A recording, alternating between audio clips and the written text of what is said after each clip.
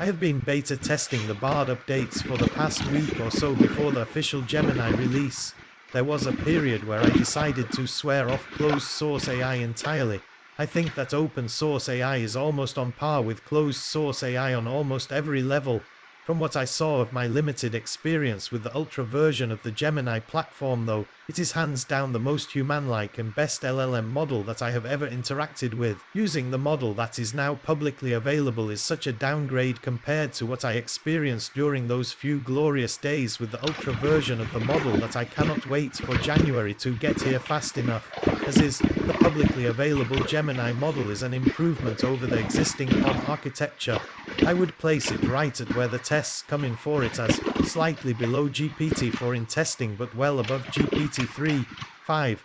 The Ultra version of Gemini to be released in January scores slightly above GPT-4 in those same tests. The exact features and architecture of Bard at any given time can be somewhat of a black box.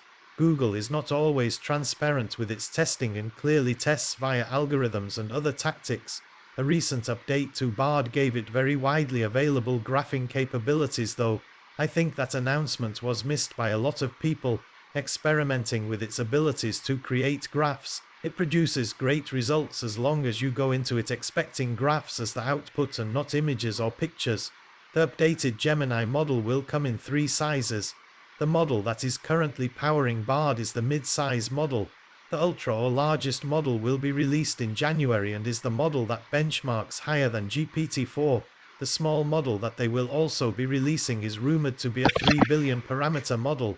This is one of the most interesting tidbits of news from the recent release to me personally. Google's goal is to fit the small model directly onto ARM-based phones.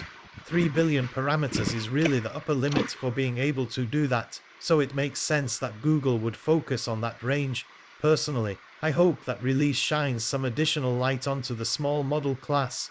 It gets largely ignored in the status quo and it simply gets ignored because it is not the biggest and best that is available. To me, Microsoft's Phi models currently reign supreme in this largely ignored class. Will it stay ignored? Only time will tell. Outside of the backend update to Gemini, not much has changed with this most recent Bard update overall. The graphing capabilities were released previously, though people who were largely ignoring Bard for a while might think they are part of the same release. Bard also has text-to-speech capabilities and will be getting the full multimodal treatment in January. In the interim, users have been able to utilize image generation within the AI portion of Google Search to see exactly how Google is progressing on the image generation front. Overall, I would call the update extremely measured and strategic. I think it is interesting that the current release clocks in just under GPT-4 and the January release from all accounts clocks in just above it. Could Google have pushed the bar higher with those metrics, or did they do just enough to stay ahead of their competitor? Either way, I am glad that there are multiple players in this arena at the moment as it prevents companies from sticking to the drip release strategy in order to stay competitive in the landscape. Gemini is an interesting combatant and I think it will end up faring well against the competition.